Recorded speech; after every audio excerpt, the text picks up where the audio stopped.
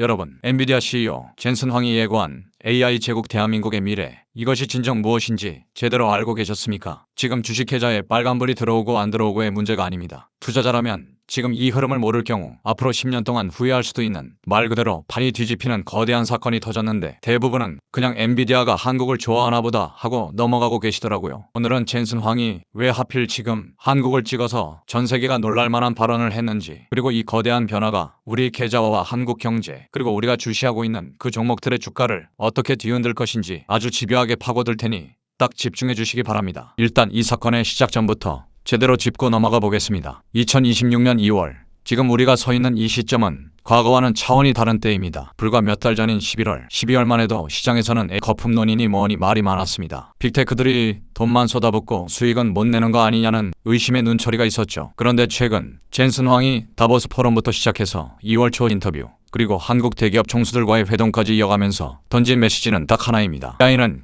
이제 시작이고 그 시작의 심장은 한국이다라는 것입니다. 26만 개의 GPU, 그 숫자가 숨긴 기밀, 이것이 단순히 한국 주주들 기분 좋으라고 하는 립서비스가 아니라는 증거가 있습니다. 바로 숫자입니다. 젠슨이 언급한 26만 개의 GPU라는 숫자, 이것이 잘 체감되지 않으시죠? 그냥 26만 개가 아닙니다. 이건 국가 전체 산업 지형을 바꿀 수 있는 어마어마한 인프라입니다. 우리가 흔히 쓰는 컴퓨터 그래픽 카드를 생각하시면 안 됩니다. 이 GPU 하나하나가 합쳐져서 거대한 인공지능 공장을 만드는 것인데, 이 정도 규모면 한국에 있는 모든 기업, 스타트업, 연구소가 쓰고도 남을 만큼의 연산 능력을 쏟아붓겠다는 뜻이거든요. 그런데 여기서 핵심은 숫자 자체가 아닙니다. 이 GPU가 어디에 깔리느냐가 진짜 중요한 것인데, 삼성전자 5만 대 이상, SK그룹 5만 대 이상, 현대차그룹 5만 대 이상, 네이버 클라우드 6만 대, 그리고 정부가 운영하는 국가 AI 컴퓨팅 센터에 5만 대 규모가 배치되는 구조입니다. 정부, 대기업, 클라우드, 통신사, 스타트업까지 한 묶음으로 엮어서 깔겠다는 건데, 이것은 단순한 칩 구매가 아니라 나라 전체의 산업 인프라를 재설계하겠다는 신호라는 것이죠. 그리고 이 26만이라는 숫자를 볼 때 반드시 알아야 할 게 있습니다. GPU 칩 개수와 시스템은 다른 개념입니다. 26만 개가 실제로 데이터 센터에 깔리려면 렉이라고 불리는 서버 캐비닛에 넣어야 하고, 그 캐비닛마다 전력선과 냉각 장치가 붙어야 하며 캐비닛끼리 초고속 네트워크로 연결되어야 합니다. 발표된 숫자는 계획이지 가동이 아닙니다. 투자에서 진짜 중요한 건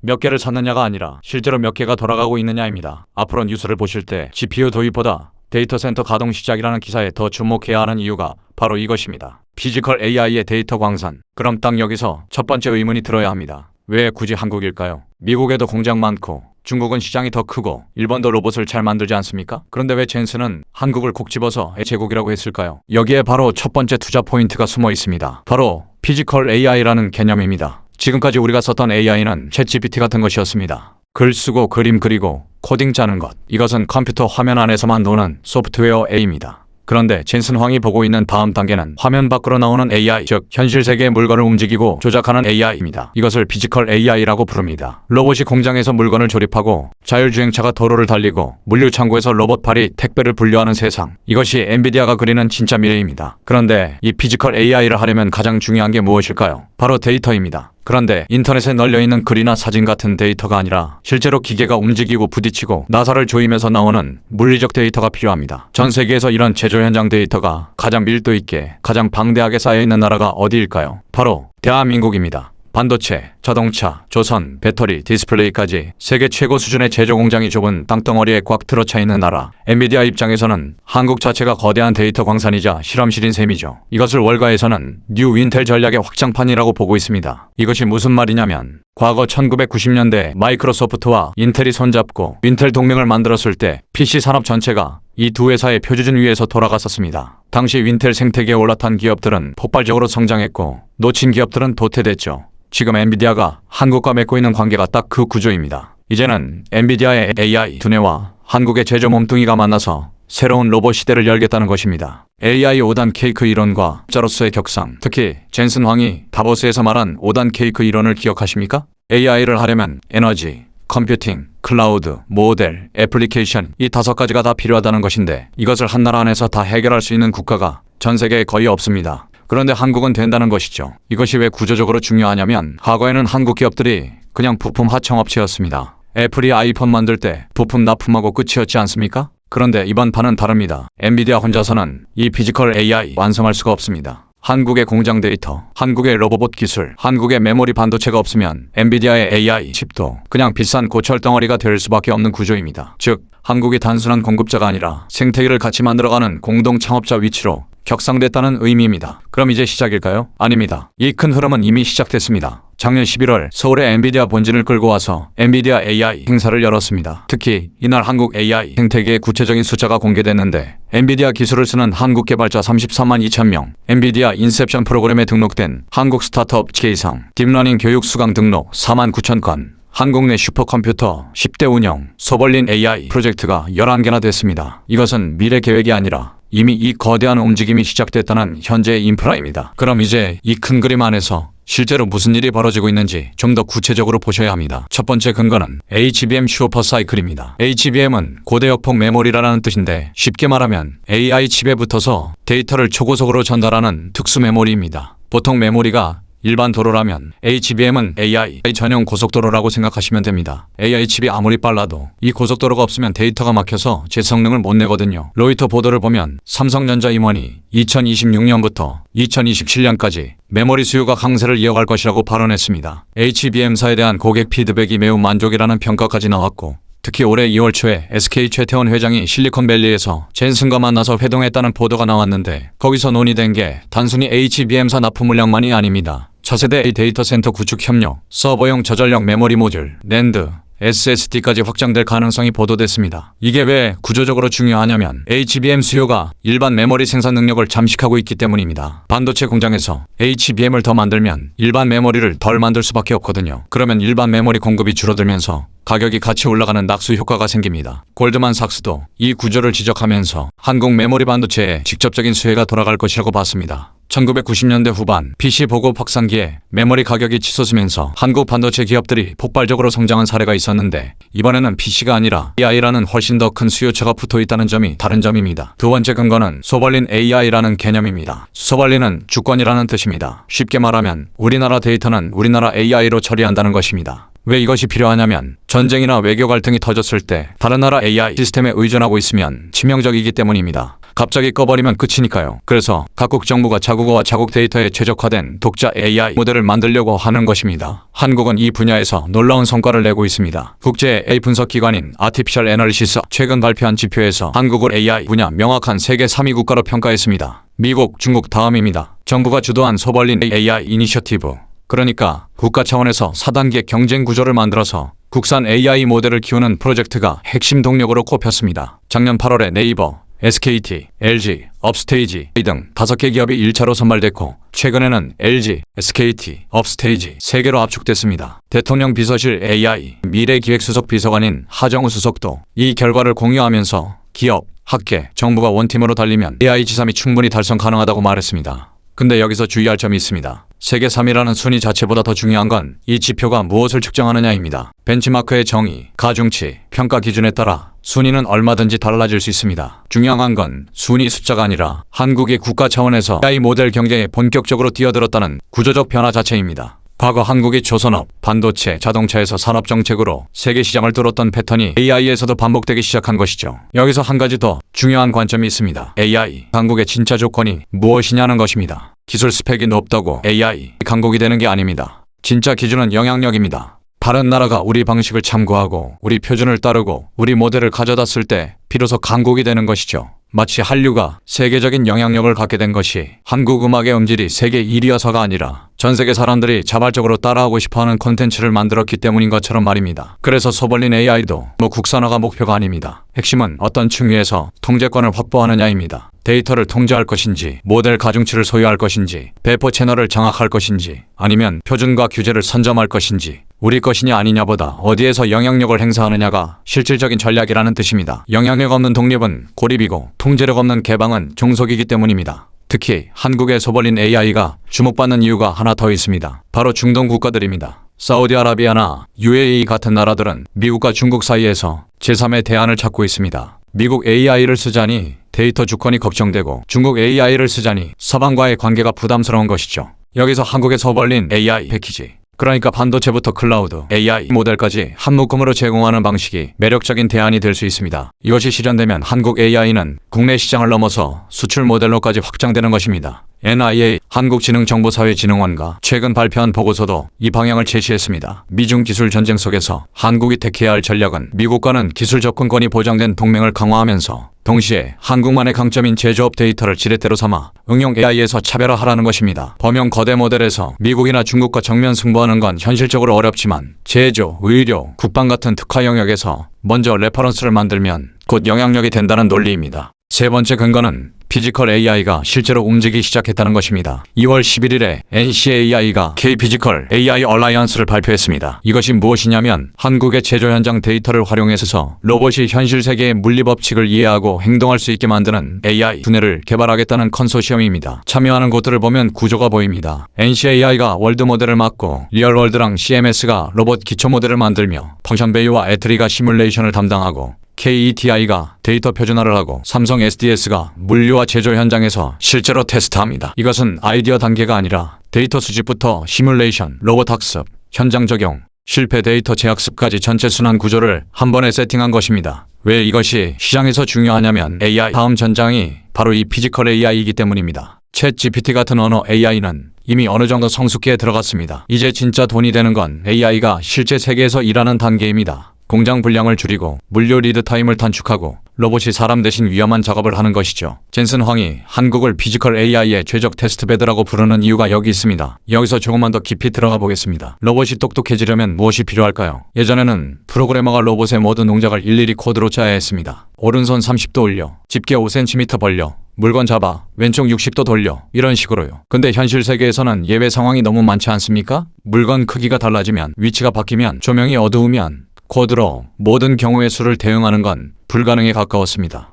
근데 지금은 방식이 완전히 바뀌었습니다. 사람이 특수 장비를 입고 로봇처럼 작업을 시연하면 AI가 그 움직임을 통째로 학습해서 스스로 판단하고 행동하는 것입니다. 여기에 디지털 트윈이라고 해서 실제 공장을 컴퓨터 안에 똑같이 복제해놓고 시뮬레이션을 수만 번 돌리면 현실에서 로봇을 한번 굴리는 것보다 훨씬 빠르고 안전하게 데이터를 모을 수 있습니다. 그리고 GPU가 좋아질수록 이 시뮬레이션 속도가 빨라져서 로봇이 배우는 시간이 확 줄어드는 것이죠. 한국이 이 게임에서 유리한 이유는 단순합니다. 공장이 많기 때문입니다. 세계적인 반도체 공장, 자동차 공장, 조선소, 물류센터가 전부 깔려있지 않습니까? 이 모든 현장들이 바로 피지컬 AI의 교실이 되는 것입니다. 미국의 빅테크가 아무리 AI 소프트웨어를 잘 만들어도 가르칠 공장이 없으면 피지컬 AI는 탁상공론에 그칩니다. 한국은 그 교실을 가지고 있는 것입니다. 과거 2010년대 초반 클라우드 컴퓨팅이 막 확산될 때 아마존 AWS가 먼저 인프라를 깔고 레퍼런스를 만들어서 시장을 독점한 사례가 있었습니다. 피지컬 AI에서도 먼저 현장에서 성공 사례를 만드는 나라가 글로벌 표준을 잡게 됩니다. 한국이 지금 그 위치를 선점하려고 움직이고 있고 심지어 확률도 매우 높다는 것이죠.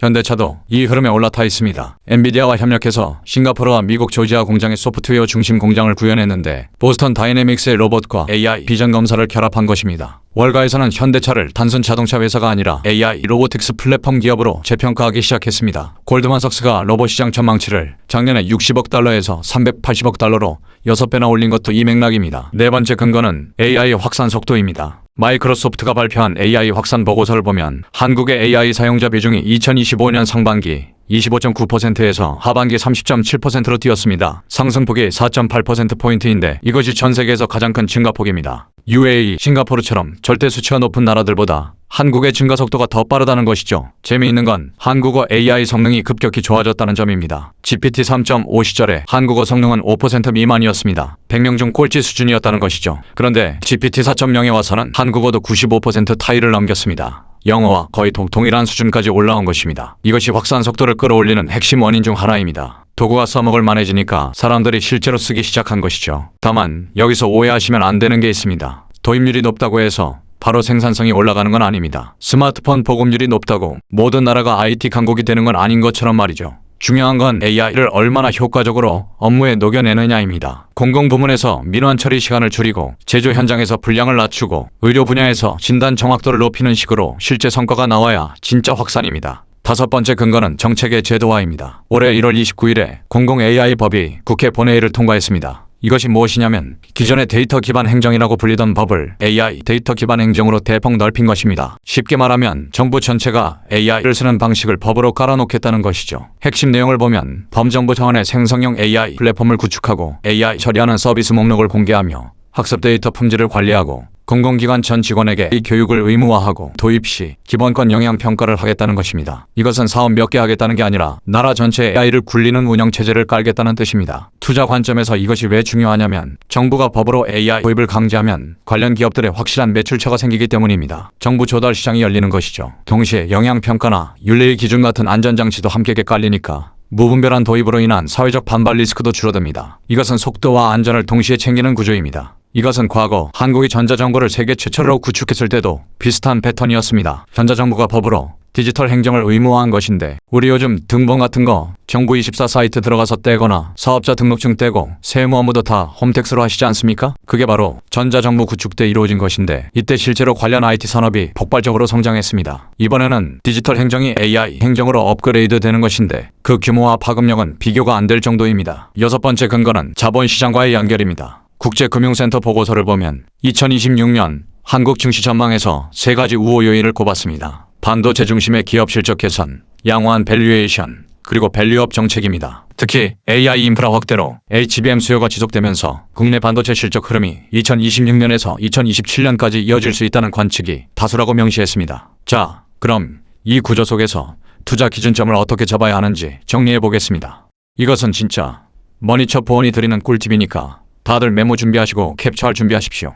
이번 이슈의 본질은 크게 세 가지 신호가 겹쳐 있습니다. 정책 신호, 정부가 법으로 AI 행정을 의무화하고 국가 AI 컴퓨팅 센터를 짓고 소벌린 AI 프로젝트를 국가 사업으로 추진하고 있습니다. 이건 정부가 돈의 방향을 정해놓은 것입니다. 실적 신호, HBM 수요가 2027년까지 강세를 유지하고 메모리 가격이 동반 상승하면서 반도체 기업들의 이익이 늘어나는 구조입니다. 수급 신호, 글로벌 빅테크들이 올해 데이터 센터에 700조 원을 쏟아붓겠다고 했는데 이 돈의 상당 부분이 한국 기업들이 만드는 HBM, 변압기, 냉각 장비로 흘러 들어오는 구조입니다. 시장 반응을 결정하는 핵심 변수는 네 가지입니다. 첫째, HBM 공급 일정. 둘째, 전력 인프라 확충 속도. 셋째, 빅테크 투자 지속 여부. 넷째, 미중 기술 전쟁의 방향입니다. 이 네 가지가 어떻게 움직이느냐에 따라 시장의 낙관과 비관이 갈립니다. 이걸 판단 기준으로 바꾸면 이렇게 됩니다. 만약 HBM사 양산이 일정대로 진행되고 빅테크 투자가 줄지 않으면 한국 반도체 밸류체인은 2027년까지 실적 성장이 지속될 가능성이 높습니다. 반대로 만약 AI 수익화가 예상보다 느려서 빅테크들이 투자를 줄이기 시작하면 HBM 재고가 쌓이면서 가격이 떨어지고 한국 증시도 조정을 받을 수 있습니다. 또 만약 미국이 대중수출 통제를 더 강화하면 한국 기업들의 중국 매출이 타격을 입을 수 있는데 동시에 중국을 대체하는 공급처로서의 가치는 올라가는 양면성이 있습니다. 그럼 우리는 이것을 판단하기 위해 어떤 것을 보아야 할까요? 가장 먼저 볼 것은 분기별 HBM 출하량과 가격 추이입니다. 이것이 꺾이면 전체 서사가 흔들리기 때문입니다. 두 번째로 볼 것, 빅테크 4대장 마이크로소프트, 메타, 구글, 아마존의 분기 실적 발표 때 나오는 AI 투자 계획입니다. 이 네 회사가 더 쓰겠다고 하면 강세, 줄이겠다고 하면 약세 신호죠. 세 번째로 볼 것, 데이터 센터 전력 확보 속도입니다. 특히 이 부분 전력이라고 해서 헷갈리시면 안 됩니다. 지금 한국 기준으로 말씀드리는 것입니다. 먼저 이번에 엔비디아가 26만 장의 GPU를 줘도 결국 전기가 없으면 못 돌리거든요. 한국전력 개통 증설 속도, 데이터 센터 인허가 진행 상황, PUE라고 불리는 전력 효율 지표가 핵심입니다. 참고로 우리 6월에 한국 지방선거 있죠.